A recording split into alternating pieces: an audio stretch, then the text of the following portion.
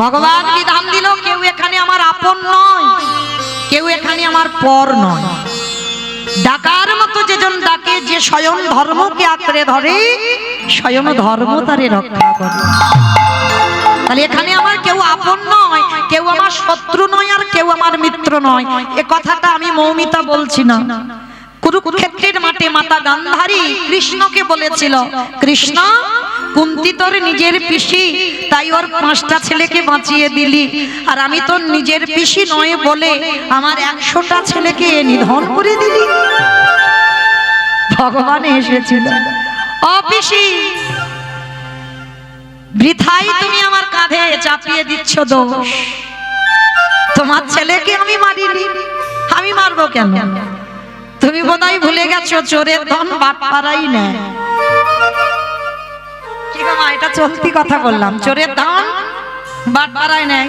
তুমি চুরি যদি না করে রাখো কোনো না কোনো দিন, তাহলে তোমার ধন সম্পত্তি চুরি হবে কেন? কি গো, অনেকের ঘর বাড়ি সোনা দানা সব চুরি হয়ে যায় না? যাই তো বাবা। তাহলে ভালো করে ভেবে দেখেন, তুমি যদি কোনোদিন চুরি না করে রাখো, তাহলে তোমার ধন চুরি হচ্ছে কেন? আমার কথা বিশ্বাস করতে হবে না, শাস্ত্রের দিকে তাকিয়ে দেখে, এগুলো তো আমার কথা নয়, মিথ্যা নয়। হ্যাঁ অপিসি, তোমার পাপের ভরা পূর্ণ হয়েছে, তাই তো আজকের এই দশা। আর যদি তোমার পাপের ভরা পূর্ণ না হতো, তোমার আজকের কুরুক্ষেত্রের মাঠে এতগুলো ছেলে যেত। কৃষ্ণ আমি ওদের মা বলে না, মা জন্ম দিয়েছে মানে মা নয়। 100টা ছেলে তোমার নয়, সব কটাকে চুরি করেছ। কৃষ্ণ আমি 100টা ছেলে চুরি করেছি বলে, হ্যাঁ কৃষ্ণ, কিন্তু আমার যে মনে হয় আমি আপন নয় বলে তুই আমায় কাঁদালি। ও পিসি, তাহলে এটা যদি তোমার মনের কথা হয়, আজ আমি তোমায় একটা জিনিস দেখাবো, চলো। গান্ধারীর হাতটাকে ধরেছে, ধরে বাবা কুরুক্ষেত্রের মাঠে নিয়ে গিয়ে দেখাচ্ছে বিশাল বড় একটা বট গাছ। এই জায়গাটা মা খুব মন দিয়ে শুনবে, অনেক কিছু জানতে পারবে। বিশাল বড় একটা বট গাছ, আর এই বট গাছে একটা ছোট্ট বাবা টুনটুনি পাখি বাসা বেঁধে আছে। টুনটুনি পাখি, স্বামী স্ত্রী দুজন, আর 5টা বাচ্চা বাসাতে আছে। তা যেই না বাসাতে বাচ্চাগুলোকে নিয়ে বসে আছে, ঠিক সেই সময় আমার ওই পুরুষ পাখি আর স্ত্রী পাখি, স্বামী স্ত্রী, তা হঠাৎ বাবা ওই কুরুক্ষেত্রের মাঠে ঢেড়ি পিটিয়ে গেল। শোনো শোনো শোনো, আর 3 দিন পরে কুরুক্ষেত্রের মাঠে যুদ্ধ হবে, যে যেখানে আছো সবাই এখান থেকে পালিয়ে যাও। পুরুষ পাখিটা স্ত্রী পাখিকে ডেকে বলছে, অগিন্নি শুনলে কি বললে গেল? আর 3 দিন পরে যুদ্ধ শুরু হবে, চলো না আমরা এখান থেকে চলে যাই। স্ত্রী পাখিটা হরি বল, মায়েরা সংসার সুখের হয় পুরুষের গুণে, রমণীর গুণে। বাহ, পরে নারী শক্তি। নারী ঠিক না হলে বাবা সব টলমল করবে, কিচ্ছু ঠিক থাকবে না। তাহলে মায়েরা এই যে বড়াই করে বললে রমণীর গুণে, এইটা খেয়াল রাখতে হবে, সে নারীটা কেমন হওয়া উচিত। সংসারটা তার জন্য কিন্তু শক্তি নেবে, তার জন্য শক্ত হবে। তাহলে এই যে পুরুষ পাখিটা বলছে, টুনটুনি চলো আমরা চলে যাই এখান থেকে। তা স্ত্রী পাখিটা বলছে, হ্যাঁ গো তোমার কি মাথা খারাপ? বলে কেন মাথা খারাপ হবে কেন? বলে গেল শুনলে না, মাঠে যুদ্ধ শুরু হবে, আর আমাদের একটুখানি প্রাণ পাখি, আমরা বাঁচবো, আমাদের মৃত্যু হয়ে যাবে, চলো চলে যাই, আমার বাচ্চাগুলোকে নিয়ে অন্য জায়গায় বাসা বাঁধি। স্ত্রী পাখিটা বলছে, দাঁড়াও, আমার এই 5টা বাচ্চার যদি কিছু অসুখ হয় না, আমি তার চরণে ফেলে দিয়ে রাখি। ডাক্তার, পার্থিব জগতের ডাক্তার নয়, ডাক্তার, এটাই তত্ত্ব বাবা। ভালো সেই করে ডাক্তার, আমি তার চরণে ফেলে দিই, আমার বিশ্বাস। তাহলে এতদিন আমি যার চরণ আঁকড়ে বসে আছি, আজ আমার এই যে ঘোর বিপদ, 3 দিন পরে যুদ্ধ হবে, তোমার কি মাথা খারাপ? আমি এখান থেকে যাব নাকি? আমাকে দেখতে হবে না? শেষের দিনে দেখি সে আমার কি করে। কি গো, একটা নারী কত বিশ্বাস, দেখি গোবিন্দ কি করে। একদিন হয়ে গেল, 2 দিনের মাথায় আবার বলছে, ও টুনটুনি দেখো তোমার আমার বয়স হয়েছে, আমরা মরে যাই, যাই আসে না। আমার 5টা বাচ্চার যদি কিছু হয়ে যায়, ওরা তো সবই পৃথিবীতে এসেছে, চলো না এখান থেকে গিয়ে আমরা অন্য গাছে বাসা বাঁধি। স্ত্রী পাখিটার একটাই কথা, দেখি গোবিন্দ কি করে। বিশ্বাস, তার একটাই কথা, এতদিন তারে ডেকে গেলাম, আর আজকের আমার এই ঘোর বিপদে দেখতে হবে না, দেখি সে কি করে। হ্যাঁ, 2 দিন হয়ে গেল, 3 দিনের মাথায় বাবা এবার যুদ্ধ শুরু হয়ে গেছে। এবার পুরুষ পাখিটা বলছে, থাকো তুমি এখানে, আমি চললাম। সঙ্গে সঙ্গে স্ত্রী পাখিটা বলছে, আমি তো জানি তুমি চলে যাবে, তুমি তো আমার চিরস্থায়ী নয়, আজ না হয় কাল না হয় চলে যাবে, কারণ যতদিন আমার যৌবন ততদিন তুমি আমার, এটা আমি জানি। আর যেদিন আমার যৌবন চলে যাবে তুমি আমার কাছ থেকে চলে যাবে, যাও, তাতে আমার অসুবিধা নাই, কিন্তু আমার একটা কথা, দেখি গোবিন্দ কি করে। যুদ্ধ শুরু হয়ে গেল। পুরুষ পাখিটা মনে মনে ভাবছে, মরতে হয় 2 লোকে একসঙ্গে মরি, যাব না, যা হয় হোক, এতদিন তো কাটিয়ে দিলাম, রয়ে গেছে। যুদ্ধ শুরু হলো। বড় বড় রথী, বড় বড় মহারথী, হাতি ঘোড়া সব প্রাণ হারাচ্ছে, রক্তের বন্যা বয়ে যাচ্ছে কুরুক্ষেত্রের মাঠে। যখনই বাবা রক্তের বন্যা বইছে, আবার পুরুষ পাখিটা স্ত্রী পাখির কাছে এসেছে। ও গিন্নি, ওই দেখো কত বড় বড় বীর, বড় বড় রথী, বড় বড় হাতি, বড় বড় ঘোড়া সব প্রাণ হারাচ্ছে, চলো না কোথাও চলে যায়। যেই না বলেছে বড় বড় হাতি, বড় বড় ঘোড়া, বড় বড় রথ, ওই টুনটুনি পাখি কেঁদে বলে উঠলো, স্বামী গো, বড় বড় বীর দেখলে, বড় বড় রথী দেখলে, বড় বড় মহাবীর দেখলে, বড় বড় হাতি দেখলে, বড় বড় ঘোড়া দেখলে, কত রথ ভেঙে যাচ্ছে দেখলে, রক্তের বন্যা বয়ে যাচ্ছে দেখলে, কিন্তু একবার তুমি দেখতে পেলে না, অর্জুনের রথের সারথি হয়ে দাঁড়িয়ে আছে।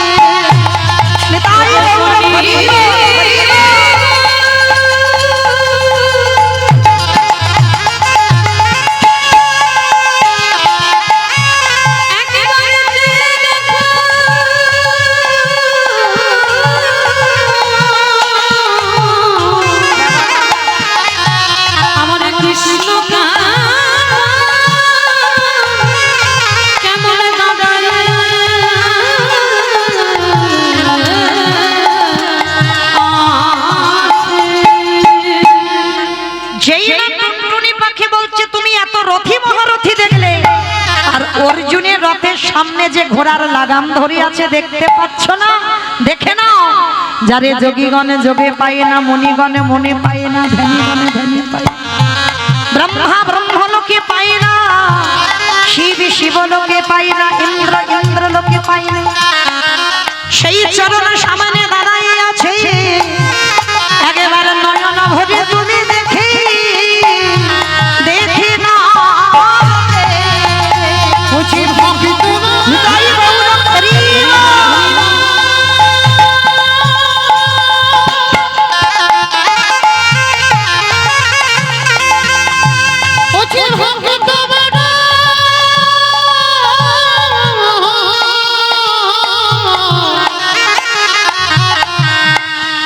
ভালো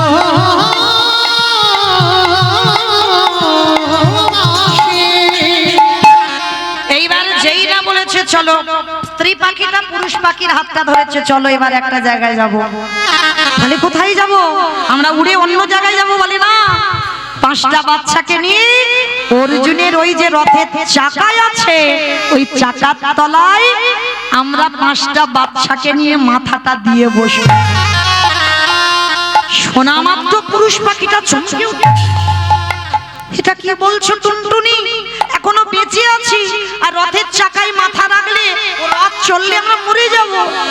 বলে ওটাই তো চাই, তুমি বোধহয় জানো না, এই জগতে সংসার কালে যদি কোনো ব্যক্তি শুভ কাজে যায়, শুভ কাজে যাওয়ার আগে যদি মরা দেহ দর্শন করে যায়, তার দিন নাকি শুভ হয়ে যায়। আমার জান তো কোথাও যেতে গেলে যদি পাশ থেকে যায় বলো হরি বলো হরি বলো হরি, সঙ্গে সঙ্গে হাত দুটো জোরে করে বলি না ঠাকুর মনে হয় দিনটা ভালো যাবে। মরা দেহ দেখে যাচ্ছি, বলি তোমা এটা একেবারে প্রবাদ, সবাই বলি মরা দেহ যদি দেখা হয় দিন ভালো যায়। অপরাধ নিও না মা, কানটা মুলে নিচ্ছি, সব মরা নয়।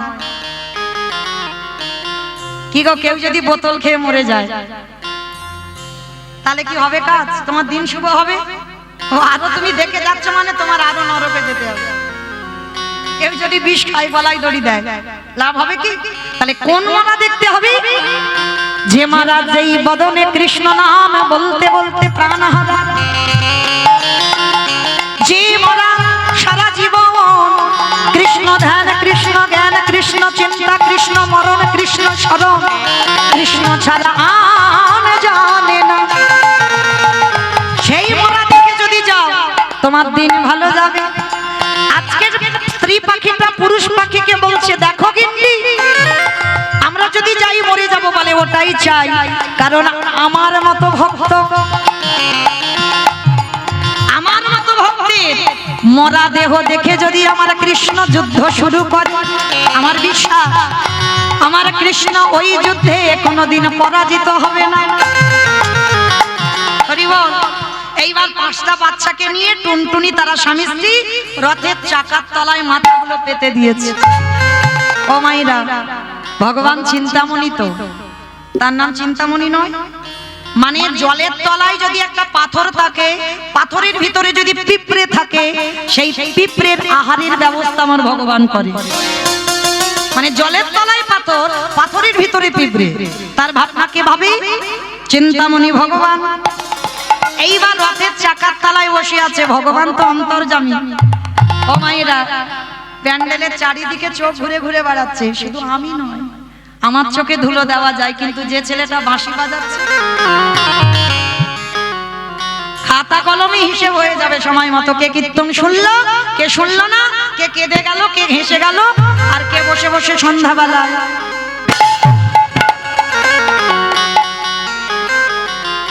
আমি নয়, আমার ঘুম পাই না, যারা ঘুমাচ্ছ তাদের বিচার হবে। তাই এইবার ভগবান কি করেছে দেখো, অর্জুনকে বলছে অর্জুন পার্থ তুমি একবার বাণ নিক্ষেপ করো। বলে কোথায়? বলে ওই যে দুর্যোধনের হাতি আছে, হাতির গলায় যে ঘন্টাটা ঝুলছে ওই ঘন্টায় মার, হাতির গায়ে নয় ঘন্টায় মারবে। কৃষ্ণ আজ্ঞা পালন করবে। পার্থ আঘাত করলো ঘন্টায়, ঘন্টা পড়লো, আর যেই ঘন্টা মাটিতে পড়লো ভগবান নয়ন ইঙ্গিত করে, সে তো চিন্তামণি গো, তার কাছে কিছু বলতে লাগে না চাইতে লাগে না, সে সব বুঝতে পেরে যায়। নয়ন ইঙ্গিত করে বলল টুনটুনি তোমার স্বামী আর 5টা বাচ্চাকে নিয়ে ওই ঘন্টার ভিতরে প্রবেশ করো। যেই না ভগবানের ইঙ্গিত পেল, ঘন্টার ভিতরে গেল, আমার ভগবান করুণার হাত দিয়ে ওই ঘন্টাটা মাটিতে উবুর করে দিল। নিতাই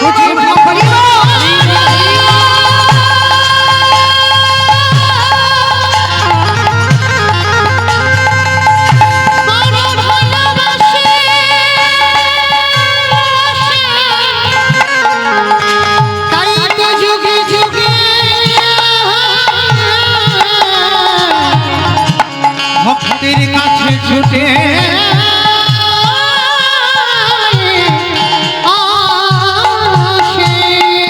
সেই ঘন্টাটা উপরে করে দিল, তার উপরে দিয়ে 17.5 দিন যুদ্ধ শুরু হয়ে গেল।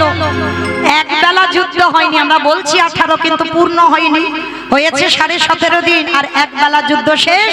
এবার আসবে যেই না ভগবান যুদ্ধ শেষ করে রথ থেকে চলে আসছে, ওর ভিতর দিয়ে প্রতিদিন রাত্রিবেলা অন্ধকারে কৃষ্ণ টুনটুনি পাখি স্বামী স্ত্রীর বাচ্চাদের খাইয়ে আসতো।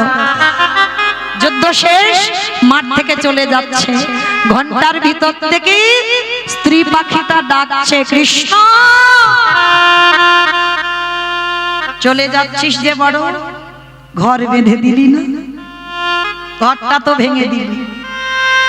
ভক্তই তো পারে ভগবানকে চোখ রাঙাতে, ভক্তই তো পারি ভগবানকে শাসন করতে, ভক্তই তো পারি ভগবানকে মারতে। কিরে বেঁধে দিলি না? ভগবান বুঝতে পারলো ঘন্টাটা তুলে নিল, দেখে না 5টা বাচ্চা স্বামী স্ত্রী বসে রইল। ভগবান নতুন করে বাসা বাঁধিয়ে দিয়ে ওই বাচ্চাদের হাতে করে নিয়ে বাসাতে তুলে দিল। মায়েরা, এই কাহিনীটা কি মৌমিতা বলল? কে বলল? কুরুক্ষেত্রের মাঠে কৃষ্ণ পিসি গান্ধারীকে বোঝালো, উদাহরণ দিল। পিসি, ওই টুনটুনি পাখি কি আমার নিজের পিসি ছিল? ছিল না তো, ওটা একটা পাখি, পক্ষীকুলি জনম, একটা ক্ষুদ্র প্রাণ।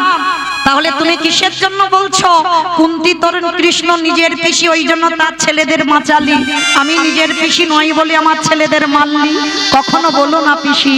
এই টুনটুনি পাখি আমার পিসি নয়। এ জগতে কেউ আমার আপন নয়, আর কেউ আমার পর নয়। যে জন ডাকার মতো ডাকতে পারে এই জগৎ সংসারে, ভগবান তৎক্ষণাৎ তারই হয়ে যায়। এই জায়গাটা মা খুব হৃদয়ঙ্গ করবেন। কীর্তন শুনতে শুনতে, কীর্তন গাইতে গাইতে যাবার সময় হয়ে গেল। তবু বাবার হৃদয়ে এতটুকু বৈরাগ্য এলো না, এতটুকু গোবিন্দ ভাবনা, গোবিন্দ চিন্তা এলো না। শুধু এলাম, খেলাম, আর ঘুমালাম, আর ঘরে গেলাম, আর কোনো ভাবনা রইল না আমাদের। ওইটুকু একটা দুধের বালক রঘুনাথ গুরুদেবকে বলছে, গুরুদেব আমি কি তারে পাবো না? তা গুরুদেব তো হঠাৎই বুঝতে পারছে না, রঘুনাথ তুমি কার পাবার কথা বলছো, কি পাবার কথা বলছো? গুরুদেব, আমি কি কৃষ্ণ চরণ পাবো না?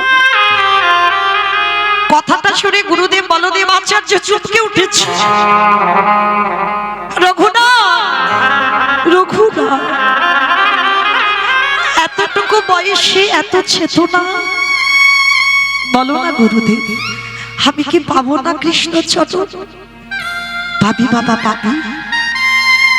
আমি তোর মতো ছেলে এতটুকু বয়সে আমি দেখিনি। আমি এত ভাগবত পড়ি, এত ভাগবতের শ্লোক মুখস্থ, কিন্তু তোর মতো কৃষ্ণ ভাবনা আমার হলো না। আমি আশীর্বাদ দিলাম বাবা, কৃষ্ণ দর্শন তোর হয়ে যাবে।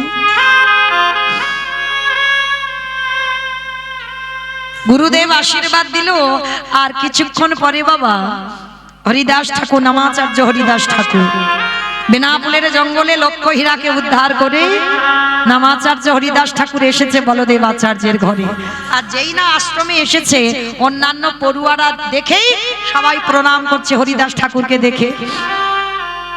আর ওই রঘুনাথ হরিদাস ঠাকুরকে দেখে ষষ্ঠাঙ্গে দণ্ডবত প্রণাম। মায়েরা যারা পুরুষ তাদের দণ্ডবত প্রণাম করতে হয়। আমরা নারী জাতি, আমাদের দণ্ডবত নয়, আমাদের পঞ্চাঙ্গ প্রণাম। মনে রাখবেন, কোনোদিন মাটিতে ধুম করে গিয়ে শুয়ে পড়বেন না, এটা নিষিদ্ধ। আর পুরুষ যারা তাদের দণ্ডবত প্রণাম করতে হবে, মাটিতে শুয়ে পড়ে প্রণাম। আর এই রঘুনাথ দাস গোস্বামীর মতো প্রণাম, দণ্ডবত প্রণাম জগতে কোনো ভক্ত পারবে না। 24 ঘন্টা যে দণ্ডবত প্রণাম করে সব থেকে বেশি রঘুনাথ, আর নাম জপ করে সব থেকে বেশি নামাচার্য হরিদাস ঠাকুর। এইজন দুইজন ভক্ত দুর্লভ। তো হরিদাস ঠাকুর যেই না রঘুনাথ দণ্ডবত করেছে, হাত দুটো ধরে তুলেছে। আর হাত দুটো ধরে তুলে, আচ্ছা মায়েরা বলো তো দেখি, ভক্ত চিনবে কি করে? বলো, ভক্ত চিনবে কি করে? গলায় তুলসীর মালা দেখলে, তাই তো দেখলেই মনে করবে ভক্ত তো না। মা জননী বলছেন না। তাহলে কি দাদার সঙ্গে তিলক সেবা দেখলে, তাও না। তাহলে শিখা রাখা আছে দেখলে, তাও না। তাহলে আমি প্রসাদ ভুজি, তাও না। তাহলে কি দেখে বলবো বাবা ভক্ত? ভক্ত চিনতে গেলে ভক্তের নয়নের দিকে তাকাতে হবে। ভক্তের নয়ন মানে ভক্ত চিনবে নয়নে, ভগবান চিনবে চরণে। ভক্ত চিনতে গেলে বাবা তার নয়নের দিকে চাইতে হবে। একবার একবার কৃষ্ণ নামে যার হৃদয় দোলে,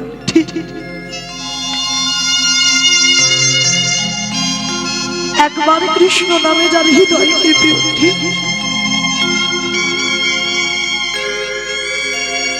ত্রিনাদপি শুনেছি না তররিব সহিষ্ণু না, অমানি না মানদেন কীর্তনীয় সদা ক্ষতি। হৃদয়টা ঘাসের থেকে আরো নরম করতে হবে, গাছের মতো সহিষ্ণুতা হতে হবে। সমাজে যাকে কেউ মান দেয় না, তোমাকে মান দিতে হবে। ভক্তের মধ্যে কোনো মান সম্মান বোধ থাকবে না। যদি একটা গালে কেউ চড় বসায় আর একটা গাল বাড়িয়ে দেবে,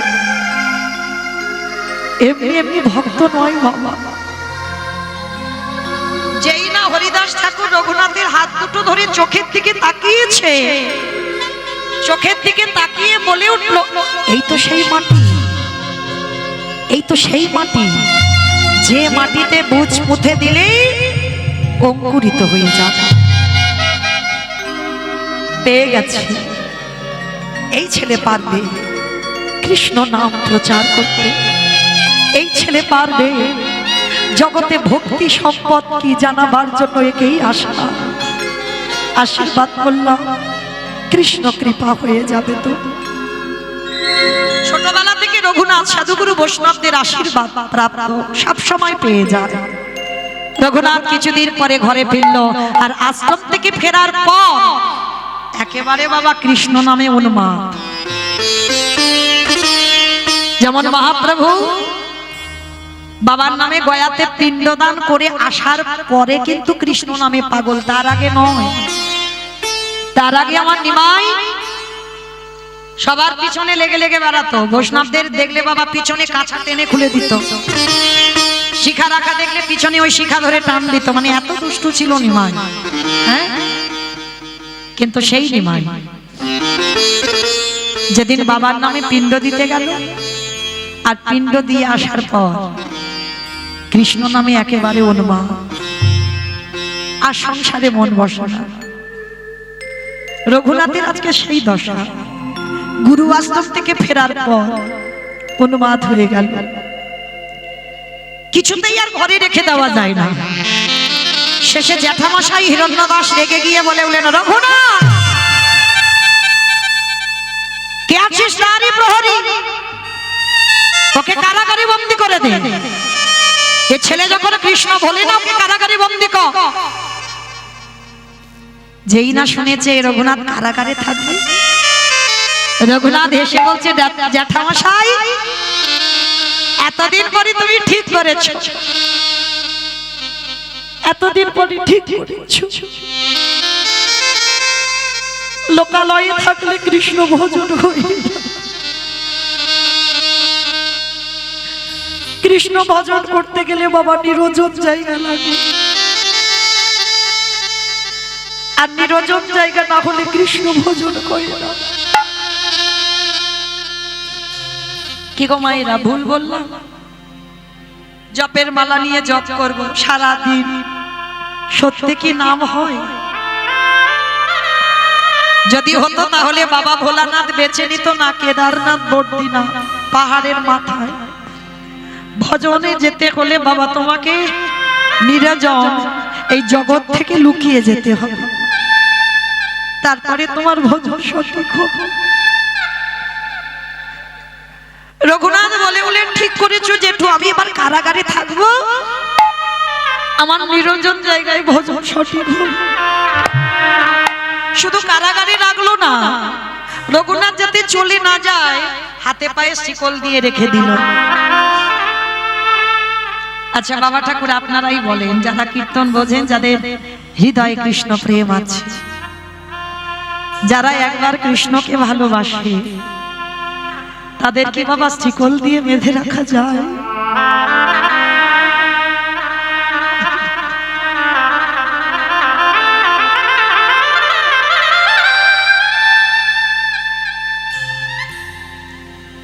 যারা কৃষ্ণ চরণে দেহ মন প্রাণ সমর্পণ করে, তাদের কি জগতে কোনো কিছুতে আটকে রাখা যায়? যাই না যাই না। রঘুনাথকে বন্দি করলো কারাগারে, বন্দি নয় হাতে শিকল দিয়ে রেখেছে। এক সপ্তাহ হয়ে গেল, বাবা খাবার পাঠায়, জ্যাঠা খাবার পাঠায়, রঘুনাথ জলস্পর্শ করে না। এক সপ্তাহ পরে জেঠু খবর পেয়েছে রঘুনাথ আহার ত্যাগ করে দিয়েছে। একদিন যদি উপবাস করি আমাদের দশা কেমন হয়? এই যে কাল একাদশী ছিল, আজ দ্বাদশী, কি গো শরীর যেন আজকে রাত চলে না। আর রঘুনাথ এক সপ্তাহ জল স্পর্শ করেন। জ্যাঠামশাই খবর পেয়ে কারাগারে এসেছে। রঘুনাথ, শুনলাম নাকি তুমি আহার নিদ্রা সব ত্যাগ করে দিয়েছো। কি চাও বাবা তুমি বলো, কি চাও? তুমি আমাদের সাধনার ধন, অনেক সাধনা করে পেয়েছি এই জমিদারি দেখভাল করার জন্য। কি চাও রঘুনাথ তুমি? দেবে দেবে জেঠু, আমি যা চাইবো তোমার কাছে দেবো বাবা। বললাম বাবা কি চাও? না ওরকম করি নয়, আগে ত্রিসত্য করো না জেঠু, যা চাইবো দেবে। করলাম বাবা, বলো তুই কি চাস? আমি তো জেঠু হয়ে বলছি, তুই যা চাইবি দেবে। জেঠু তুমি কিন্তু ত্রিসত্য করেছো, আমি যা চাইবো তুমি দেবে। তাহলে দাও। রঘুনাথ বস্ত্র পেতে বলে উঠলেন জেঠুকে, জেঠু দাও না। কৃষ্ণ এনে দাও মানে কৃষ্ণ এনে দাও,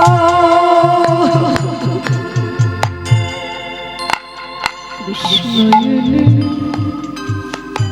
দাও।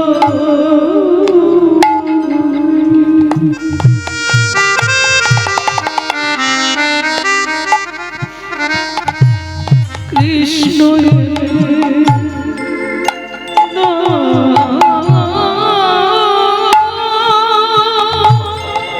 কৃষ্ণ ছাড়া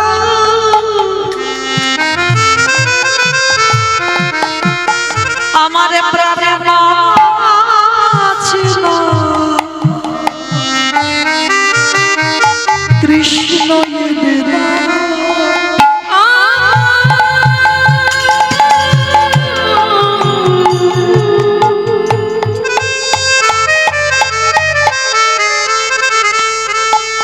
কৃষ্ণ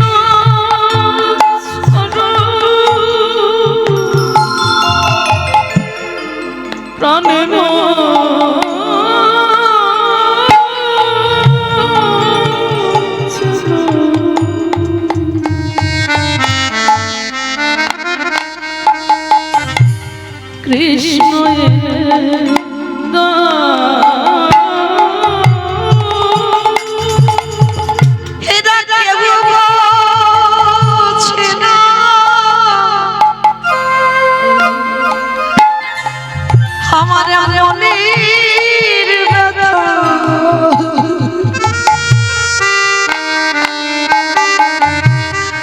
বলে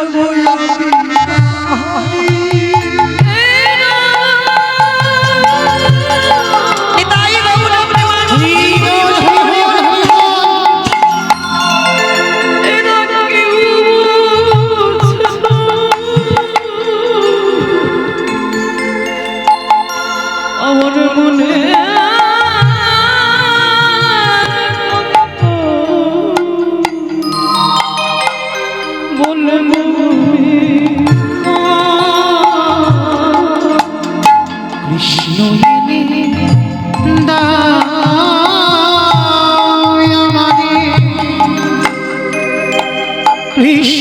এনে দাও,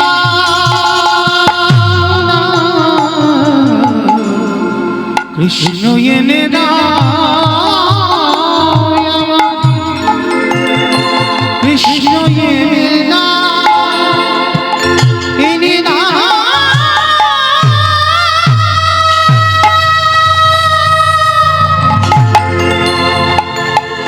কৃষ্ণ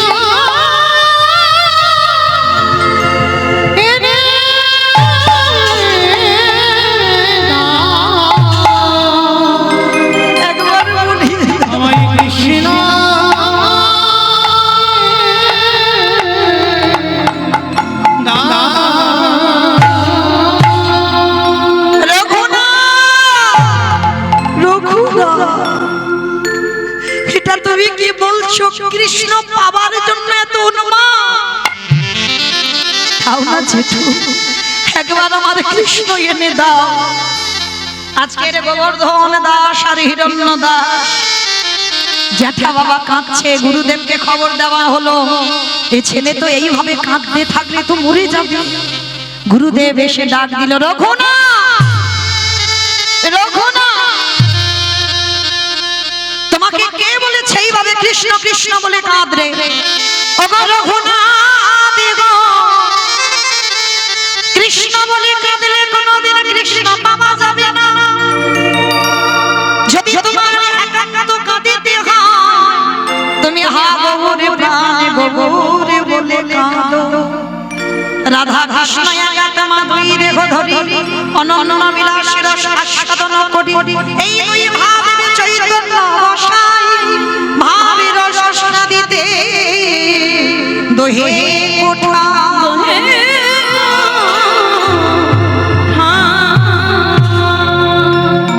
ওই ব্রজেন্দ্র নন্দন কৃষ্ণ নদিয়ার মাটিতে গৌর হয়ে এসেছে। কাঁদতে যদি হয় গৌর বলে কাঁদো। খবরটা পেয়ে রঘুনাথের বাবা জ্যাঠা রঘুনাথকে নিয়ে ছুটে গেল নবদ্বীপ। আর নবদ্বীপে গিয়ে খবর পেল নদিয়ার নিমা। ওই নদিয়া ত্যাগে করে বধূ বিষ্ণু প্রিয়াকে কাঁদিবে। সচি মাতাকে কাঁদি,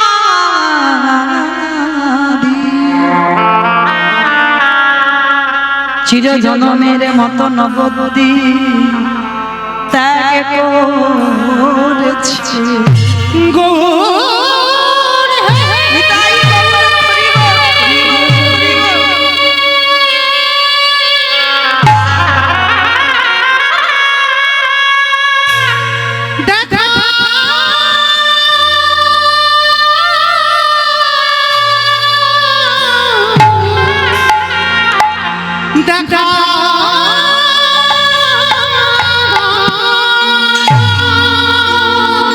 কোথায় গেলে আমি গোড়াগুনি প্রাণ কাঁদে, কি বুদ্ধি করিব। দেখা দাও, একবার দেখা দাও গৌরাঙ্গ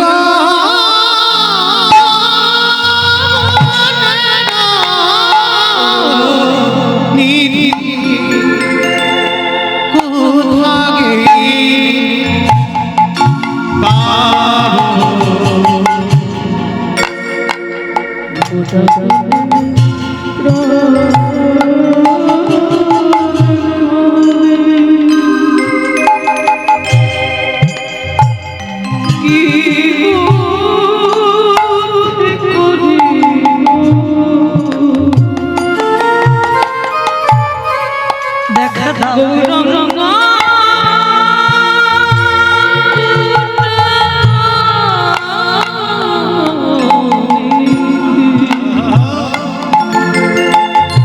আমি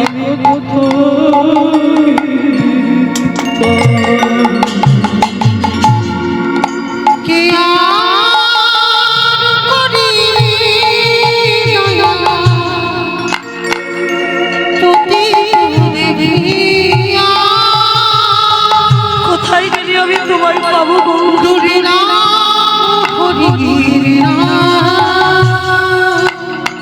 কে দিবে জানিয়া, কে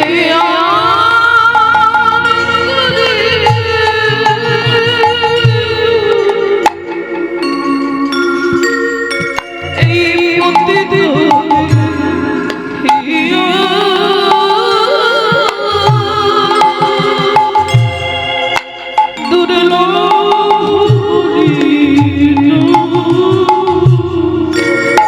কে দেবে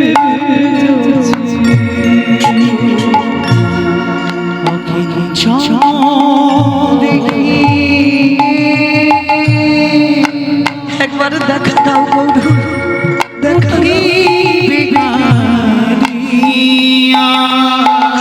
সবে খবর পেলাম তুমি নাকি কৃষ্ণ, তুমি গৌর হয়েছো। আমি জানতাম না।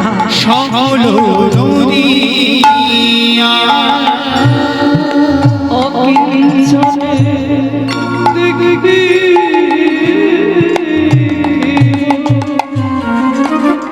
উঠবে গোড়ায় শুননা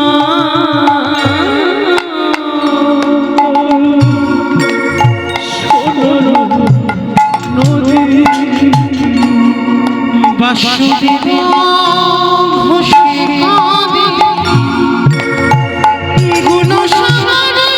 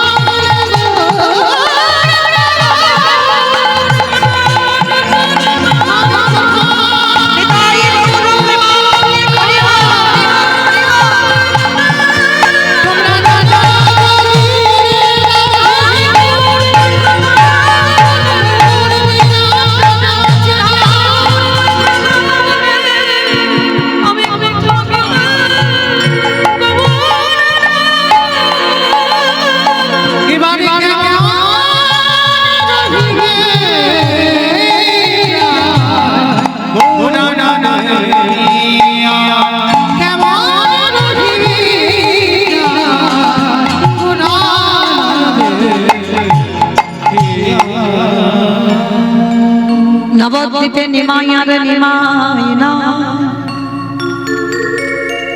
সোনার নদিয়া আধার করে সুরধ্বনি আউজান মহিমা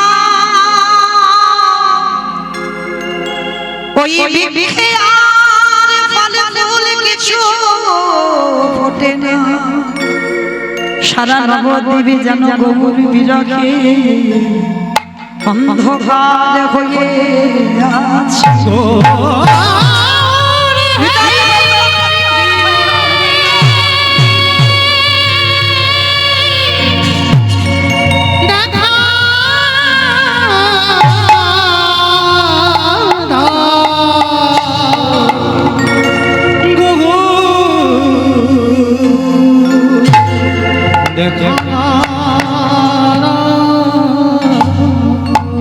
বাবা জ্যাঠা কোন রকমে সান্ত্বনা দিয়ে রঘুনাথকে ঘরে ফেরালেন।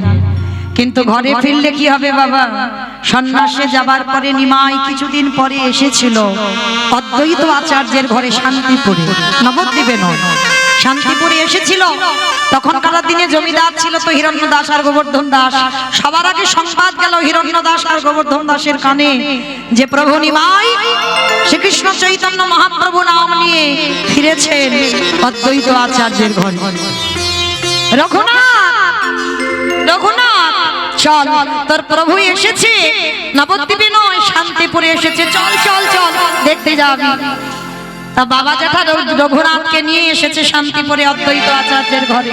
প্রভু আমার তখন বাবা কীর্তনে মেতে আছে ভক্তদের নিয়ে, আর রঘুনাথ আসছে প্রভুর সঙ্গে সাক্ষাৎ করবে। রসে তন ঢঢ ঢঢ গৌর কিশোর বদ, রসে তন ঢঢ ঢঢ রসে তন ঢঢ ঢঢ গৌর নিতাই গৌর হরি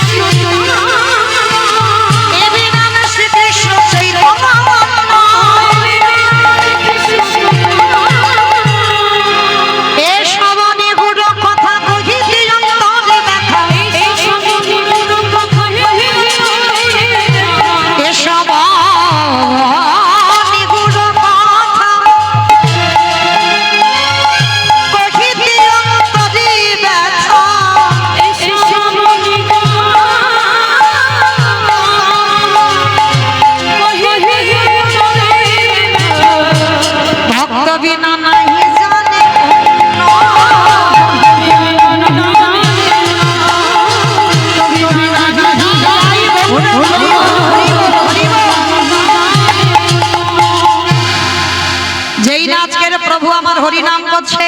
রঘুনাথ গিয়ে বাবা একেবারে গৌর চরণে দণ্ডবাদ প্রণাম। প্রথম সাক্ষাৎ হলো যে কৃষ্ণ সেই গৌর জানতে পেরেছে। যেই না দণ্ডবাদ প্রণাম, রঘুনাথের হাত দুটো ধরে নয়নের দিকে তাকিয়েছে, গৌর হরি আমার। বাবা বাবা, এই মাটিটাই তো খুঁজে বেড়াচ্ছিলাম, কবে এর সঙ্গে আমার সাক্ষাৎ হবে। গদাধর, আমি যে পাত্রে প্রসাদ পেয়েছি আমার প্রসাদ রঘুনাথকে একটু দিয়ে দাও। আজকে রঘুনাথ প্রসাদ পেল, এক সপ্তাহ প্রভুর চরণে কাটালো। কাটাবার পরে প্রভু বলছে, রঘুনাথ যাও বাবা, অনেকদিন তুমি সেবা করলে আমায়, এবার তুমি ঘরে ফেরো, কারণ এবার আমি ফিরে যাব জগন্নাথ মন্দির শ্রীক্ষেত্র নীলাচল। রঘুনাথ বলছে, প্রভু আমি যে সব ত্যাগ করে তোমার কাছে এসেছি, আমি তোমার চরণে আশ্রয় পেতে চাই। রঘুনাথ, এখন বাবা তোমার সেই সময় হয়নি। বাবা মা পড়াশোনা শিখিয়েছে, জমিদারি দেখভাল করো, এখন তোমার সেই বৈরাগ্য আসেনি যে তুমি আমার সঙ্গে যাবে। বাবা গোবিন্দ ঘোষ যাকে নিয়ে বৃন্দাবনে যাবে, শুধু অর্ধেক একটু হরিতকি রেখে দিল, ওটা ভগবানের জন্য, কালকে খাবে। তাই তো, যারা গোবিন্দ ঘোষের চরিত্র শুনেছে, অগ্রদ্বীপের মাটিতে গোবিন্দ ঘোষ, আজও গোবিন্দ ঘোষের শ্রাদ্ধ হয়।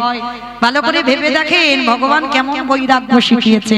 মানে আজকে কারার খাবারের চিন্তা আজকের, কালকে কারার নয়। ভগবান বলেনি ব্যাংকে টাকা জমিয়ে রেখে দাও, ভবিষ্যতের চিন্তা করো। কি গো, ভবিষ্যতের চিন্তা করতে নিষেধ। কৃষ্ণ ভক্তদের এইটা হয় না, আজকের কি খাবো আজকের চিন্তা করো, কালের চিন্তা নয়। সামান্য গোবিন্দ ঘোষ হরিতুকিটা অর্ধেক করে, মানে আজকের অর্ধেক খাবে, মানে নিজের জন্য নয় ভগবানের জন্য, কালকের অর্ধেক দেবে। অন্তর্যামী তো যখন দ্বিখণ্ডিত করছি, প্রভু আমার চমকে উঠলো, গোবিন্দ আমার সঙ্গে তুমি বৃন্দাবন যাবে?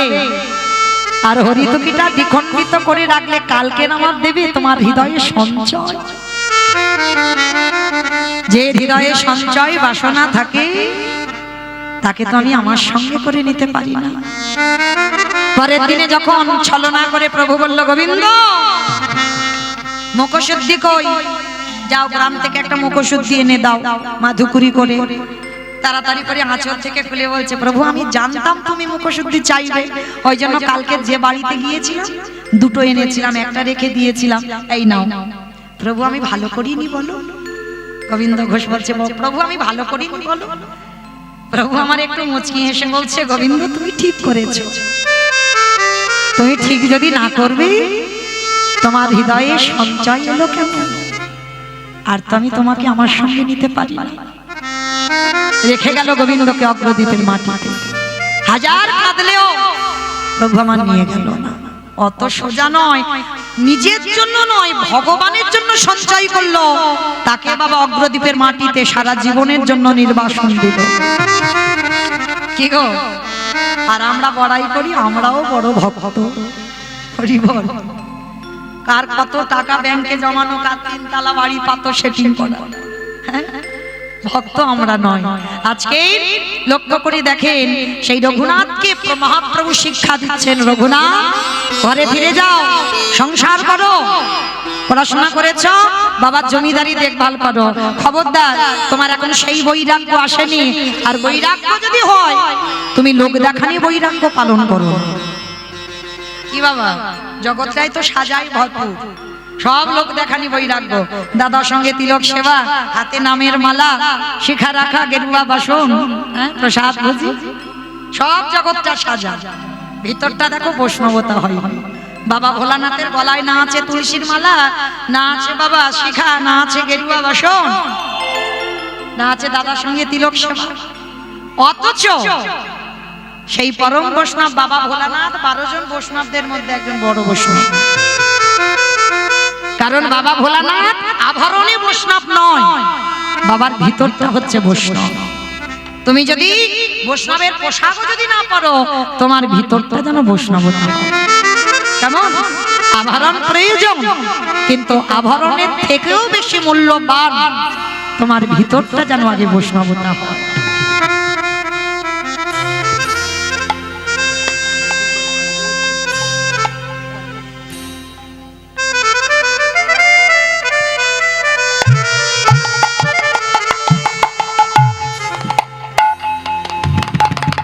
নিতাই গৌর প্রেমানন্দে হরি বল, হরি বল, হরি বল।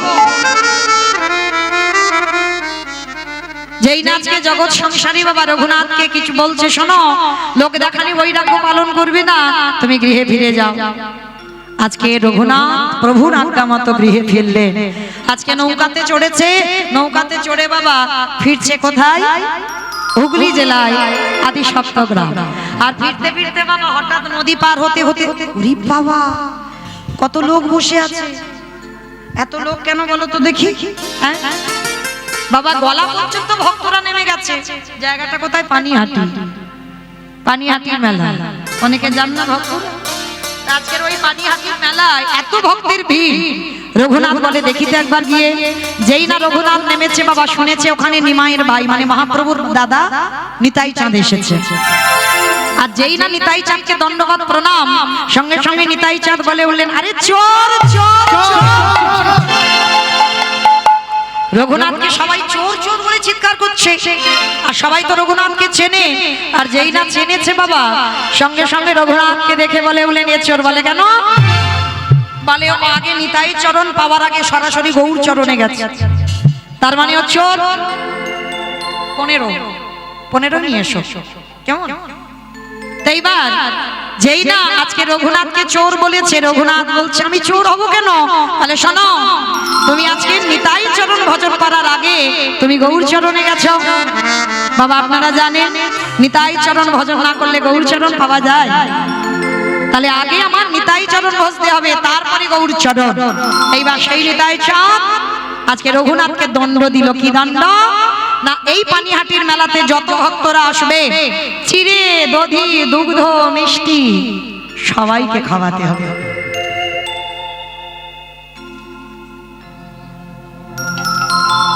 যেই না চিড়ে দুধ দই মিষ্টি খাওয়াতে হবে, রঘুনাথকে দণ্ড দেওয়া হলো। আর সেই রঘুনাথকে যখন দণ্ড দেওয়া হলো, আজকে সেই রঘুনাথ বাবা জ্যাঠাকে খবর দিয়ে ভক্তদের প্রসাদ বিতরণ করলো। রঘুনাথ ঘরে ফিরল, আর ঘরে ফিরে বাবা ছেলে বড় হয়েছে না, যৌবন হয়েছে। এইবার বাবা জ্যাঠা বলে উঠলেন, এবার কাঁধে একটা জল চাপাতো দেখি। আমার জল চাপানো মানে বোঝো কি গো? জল চাপানো মানে বিয়ে। সে তো সেই হাল করা গরুদের কাঁধে চাপানো হয়। এই কথাগুলো আমাদের নয়, ঠাকুমারা বলতো, এই নাতনি বড্ড নাতি উৎপাত করছে, ওর কাঁধে একটা জল চাপা। হ্যাঁ, মানে আমার বাপের হেলে গরু ছিল না, এই কাঁধে একটা জল চাপিয়ে দেওয়া হতো, আর দিলে কি হতো, আর গরু এদিক ওদিক হতো না। হেলে গরু তো, আর এদিক ওদিক হতো না। আজকে ঠাকুমারা বলতো, আজকে রঘুনাথকে বিয়ে সিদ্ধান্ত নিল। ও মায়েরা, এমন একটা মেয়ে দেখেছে না, সে মেয়েকে দেখলে তুমি কৃষ্ণ ভুলে যাবে।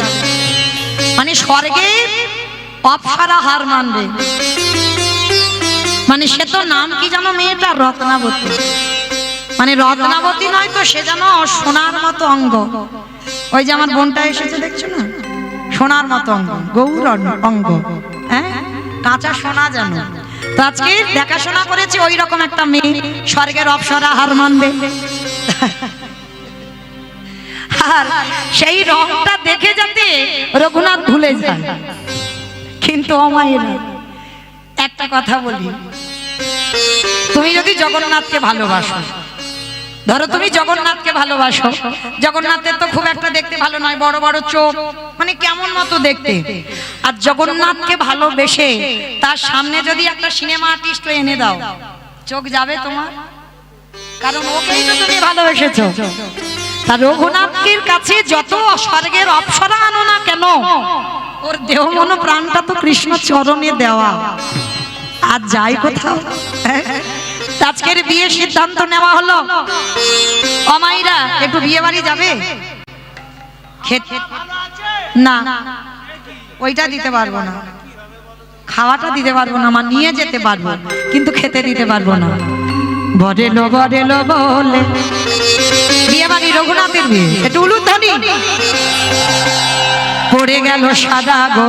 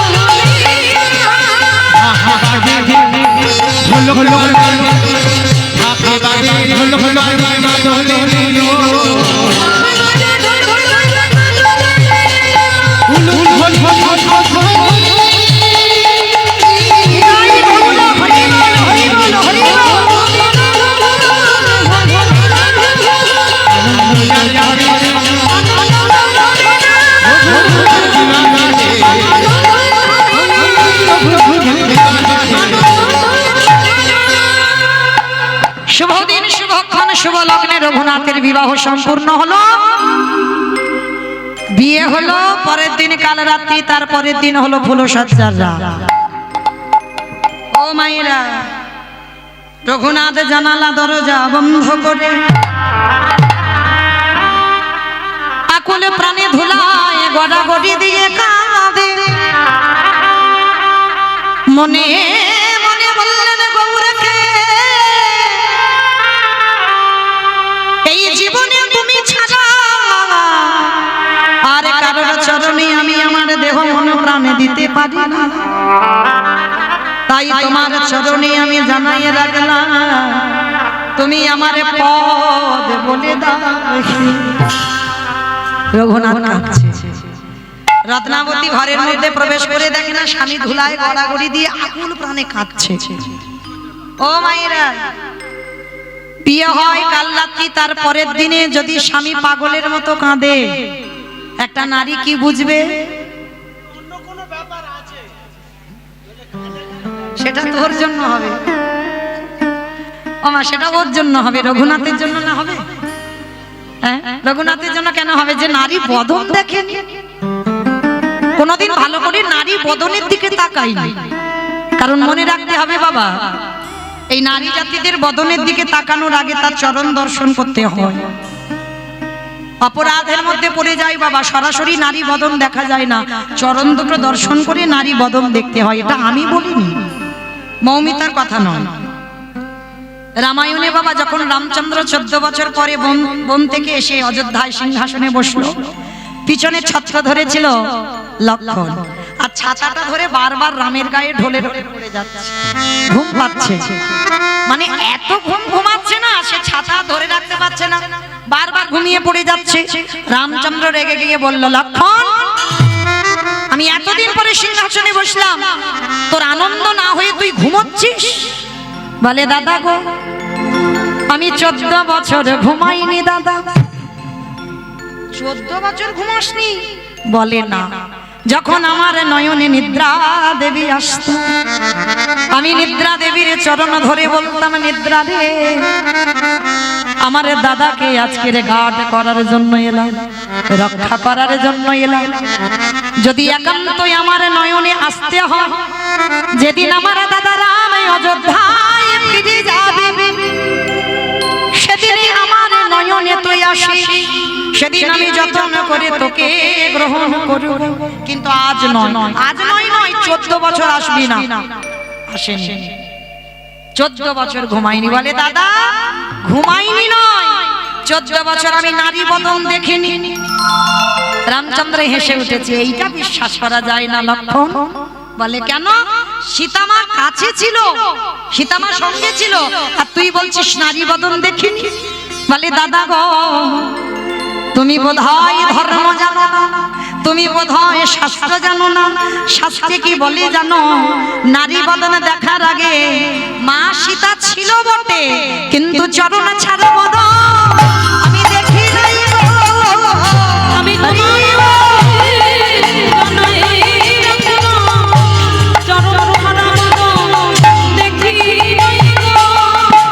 আমি আগে চরণ দেখে তারপরে মার বদন, তার আগে কোনোদিন দেখিনি। ও বেশ। বলে, দাদা 14 বছর আমি খাইনি। কি গো মাইরা, 14 বছর নাকি খাইনি? লক্ষণ ব্রহ্মচর্য পালন করে 14টা বছর ব্রহ্মচর্য পালন করে বায়ু সেবা করেছিল। আজকে উর্মিলা মানে সীতার বোন উর্মিলাকে ঘরে রেখে লক্ষণ গিয়েছিল রামের সঙ্গে। 14 বছর বায়ু সেবা করেছিল। তার রাম বলছে, এই ভাই মিথ্যা কথা বললি, আমি তো তোর রোজ ফল আনতে বলতাম। বলে, হ্যাঁ বলতে এনেছি তো। বলে, 14 বছর ফল এনেছি। হিসেব করে বাবা দেখা যাচ্ছে লক্ষণ তার সাধনার বলে, জানতো তো সমাজ বিশ্বাস করবে না, আমার দাদা বিশ্বাস করবে না, তার সাধনার বলে 14 বছরের ফল গুছিয়ে রেখেছে। প্রজাদের দ্বারা গণনা করা হলো 14 বছরের মধ্যে 7খানা ফল কম দেখা যাচ্ছে। রাম রেগে গিয়ে বলে, 7 দিন খেয়েছিস? বলে, না দাদা, 7 দিন তো আমি ফল আনতেই যাইনি। তা বলে, হ্যাঁ রে, আমি যে তোকে বলতাম রোজ ফল আন, তুই আনতিস, তা সেগুলো তুই আমাকে দিতিস, আর আমি তো তোকে দিতাম, তুই খেতিস না। বলে, দাদা গো, যখন আমি ফল এনে তোমার হাতে দিতাম, তুমি একটা করে ফল খেতে, আর আমার হাতে একটা করে দিয়ে বলতে, লক্ষণ ফল ধর। দাদা গো, জীবনে কোনোদিন তুমি আমায় বলো নাই লক্ষণে একটা ফল তুই খা। যে দাদা হয়ে পিতার সমান হয়ে যাকে রক্ষা করবার জন্য আমি এলাম, সে জীবনে কোনোদিনে বলেনি লক্ষণে ফল খা। তাই তো দাদা আমি কোনোদিনে ফল খাইনি। আমি তোমাকে দেখাতে চাইলাম যে দাদা পিতার সমান হয়, সেই দাদা যখন আমাকে খেতে বলল না, আমি ভাই হয়ে কি করে খাবো? তাই তোমাকে দেখিয়ে দিলাম একজন ভাই হয়ে দাদাকে কেমন ভালোবাসে, এমন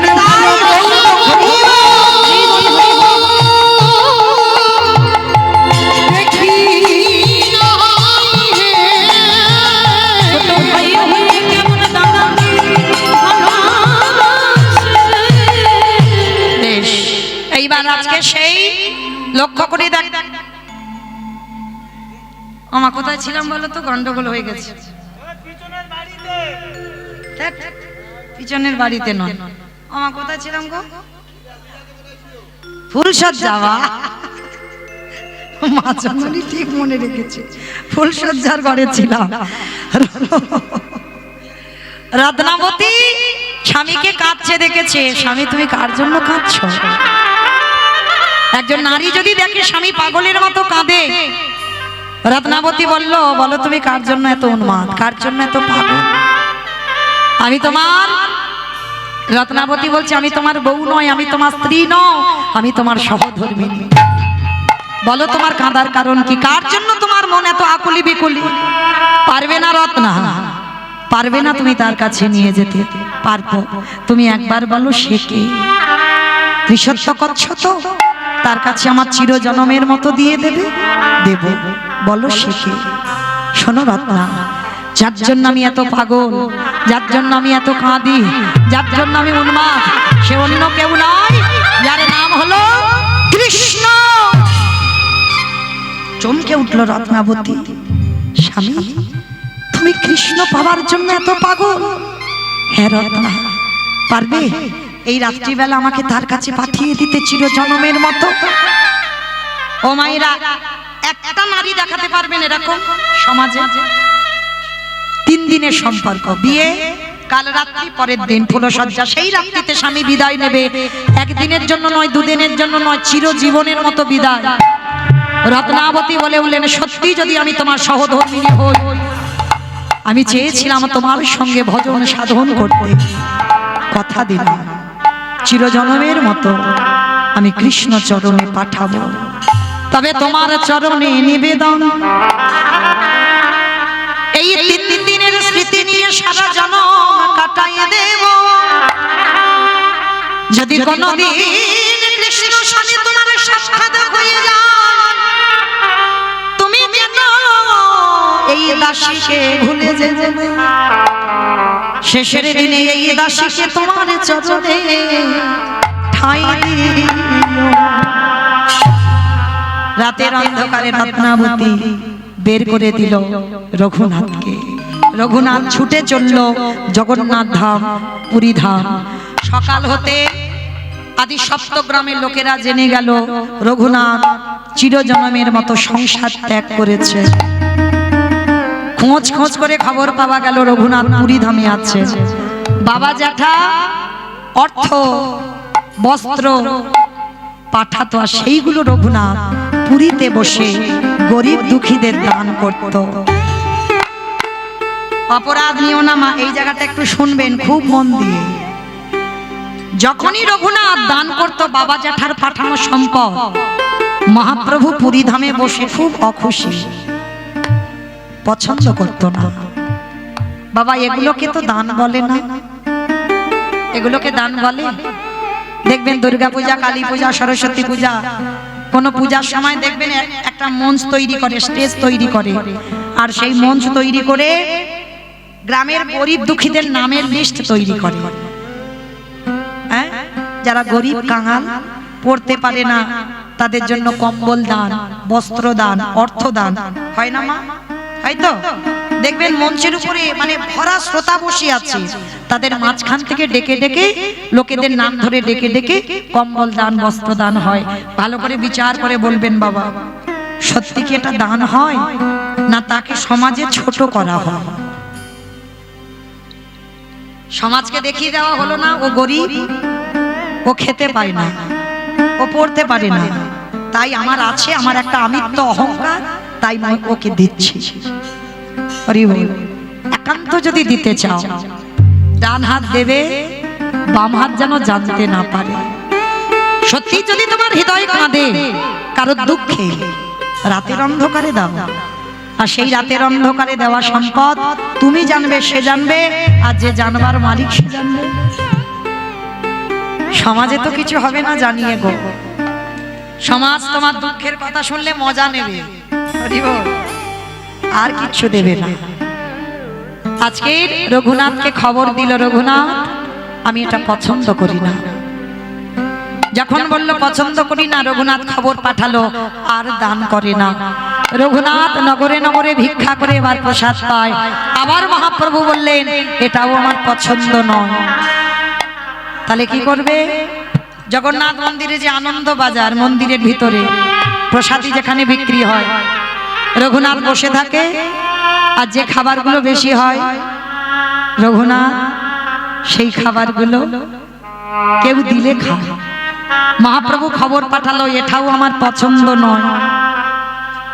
তাহলে এবার কি করে চলবে গো রঘুনাথের? এক সপ্তাহ হয়ে গেছে কিছু খাচ্ছে না, এক সপ্তাহ, আর খিদেতে সহ্য করতে পারছে না। এবার রঘুনাথ নর্দমায় পড়ে আছে। ভালো করে ভেবে দেখেন মায়েরা, আমার যাবার বাঁশি বেজে গেছে, আর 5 মিনিট। রাধে, পরবর্তীতে দল আছে, অনেক রাত হয়ে যাচ্ছে, আমাকে যেতে হবে। ওরে বাবা, অনেকক্ষণ, 4 ঘন্টা হয়ে গেল। ও চলে গেলে ফাঁকা হয়ে যাবে, আমি কি তাহলে সারা রাত থাকবো নাকি?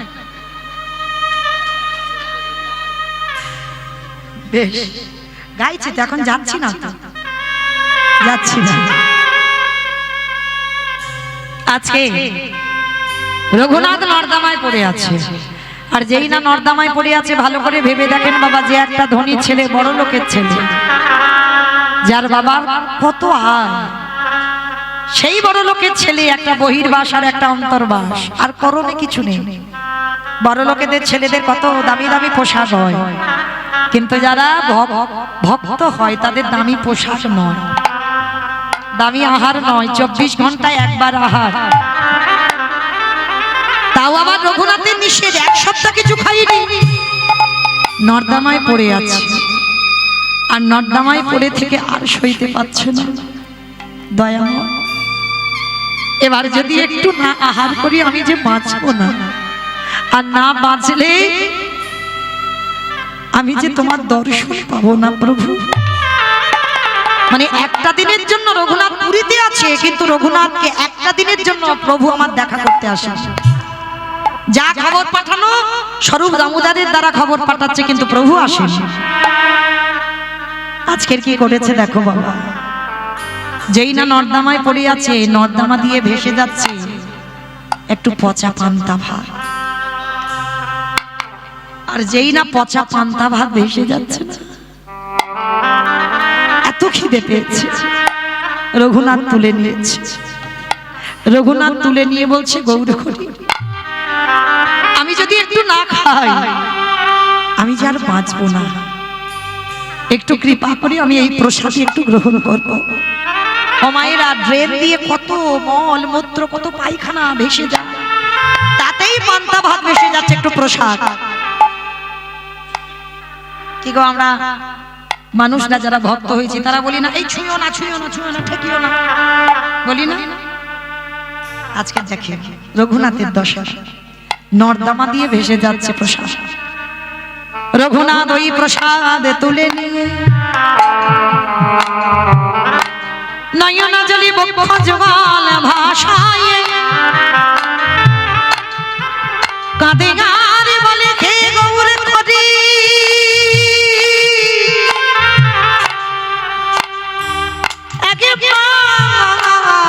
কৃপা করে করুণা করে এই পচা প্রসাদ পান্তা ভাত নর্দমা থেকে তুলে নিয়ে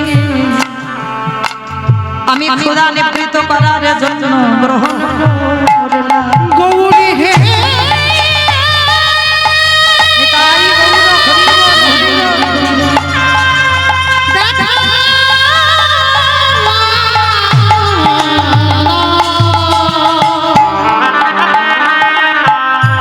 তুমি নাকি ভক্তের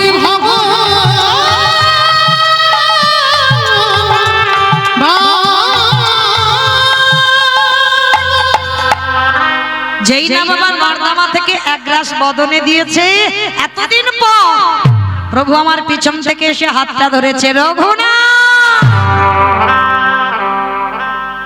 একা একা খাচ্ছিস, একটু দে না বাবা। চমকে উঠেছে রঘুনাথ, এটা কি বলছো গৌরহরি?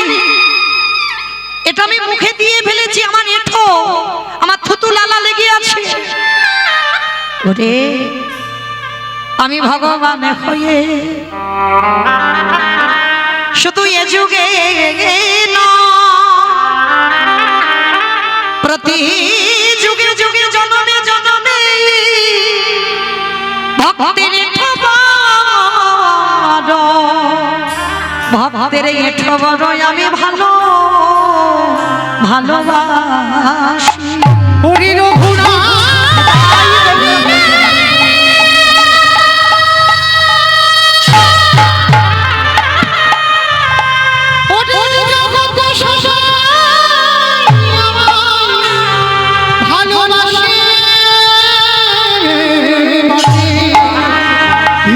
তোর মতো করে আমায় কেউ ডাকে না।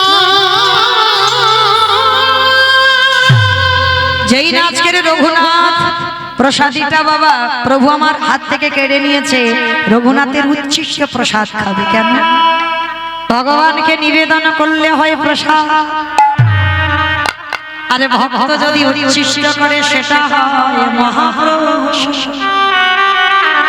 এই প্রসাদ সব ভাগ্যে হয় না। রঘুরে এ প্রসাদে প্রসাদ মহাপ্রসাদ দে রঘুনাথ, তোর ওই থুতু লালা লেগে থাকা প্রসাদ আমি একটু গ্রহণ করি। যেই না প্রভু আমার সেবা করেছেন রঘুনাথ, এতদিন পরে তোর সঠিক বৈরাগ্য হলো, বল কি চাস? গৌর হরি আমি বৃন্দাবন যেতে চাই। স্বরূপের হাতে সমর্পণ করলো, যা বৃন্দাবন। রাধা কুণ্ডের তীরে ভজনের জায়গা বেছে নিল রঘুনাথ। তো মায়েরা যারা বৃন্দাবন গেছেন উত্তরপ্রদেশ, রাধা কুণ্ডের তীরে কোনো আচ্ছাদন নয়, রঘুনাথ কোনো আচ্ছাদনে বসে নাম জপ করেন। প্রখর রোদ, বৃষ্টির সময় বৃষ্টি পড়ে বসে নাম করে, ঘর বাঁধেন, আচ্ছাদন করেন। রোদের সময় রোদে বসে। আর সব থেকে রাধা কুণ্ডের তীরে বাবা আমার রাধারানী তো করুণাময়ী প্রেমময়ী কৃপাময়ী। শুধু মনে রাখবেন একটা কথা, কৃষ্ণ বলে কাঁদলে বিচার হবে। চিত্রগুপ্ত বিচিত্রগুপ্তকে ডেকে বলবাই আগে খাতাটা খুলে দেখতো দেখি ভক্ত কি করেছে, ও দেখবেই। কিন্তু যদি কেউ রাধাচরণের দাস হয়, এত প্রেমময়ী না, কোনো বিচার হবে না, সরাসরি মানে একেবারে ডাইরেক্ট তাকে কৃপা করে দেবে। কোনো বিচার, কোনো খাতা দেখবে না, ও জগতে কি করেছে, ও চারটে খুন করলো, মার্ডার করলো, চুরি করলো, ডাকাতি করলো, কিছু দেখবে না। রাধে বলে কাঁদো তো রাধারানী তার চরণে নিয়ে দেবে, বিচার হয় না। এইবার রাধারানী কি করেছে, যখন রঘুনাথ রোদে বসে আছে, ঠিক রাধারানী নিজের উড়ানিটা নিয়ে রঘুনাথের মাথায় আচ্ছাদন করে দাঁড়িয়ে আছে।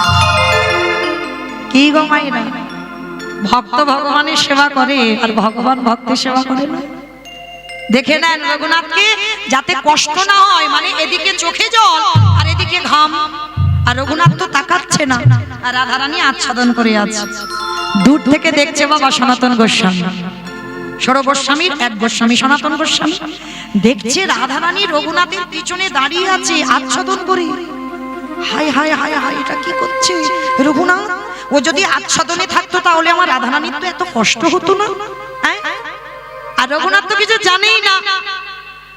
যখন রোদটা চলে গেল, পশ্চিম আকাশে সূর্য ডুবে গেছে, রাধারানী উড়ানিটা নিচে নামিয়ে দিয়ে নিজে চলে গেছে। আর তো রোদ নেই, এবার ছায়া।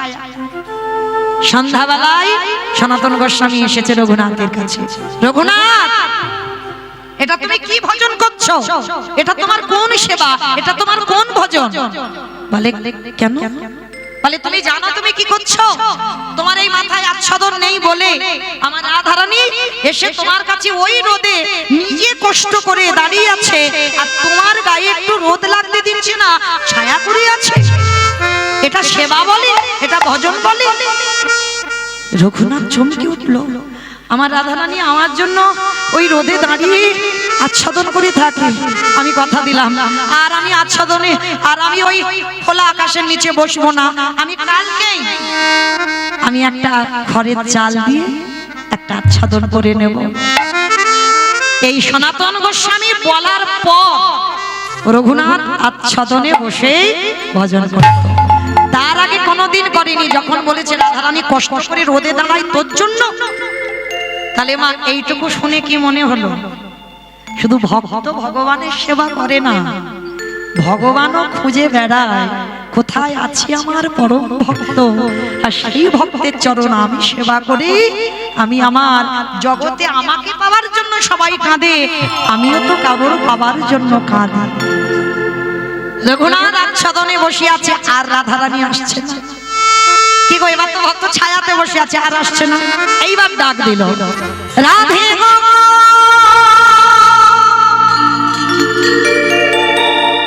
রাধে গো,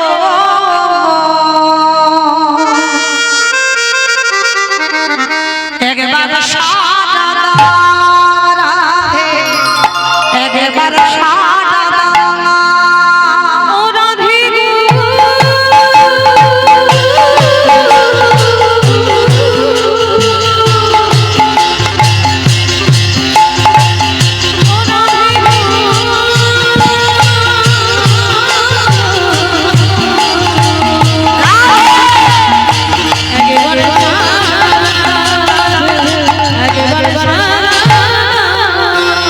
কৃষ্ণ প্রেম প্রদায়িনী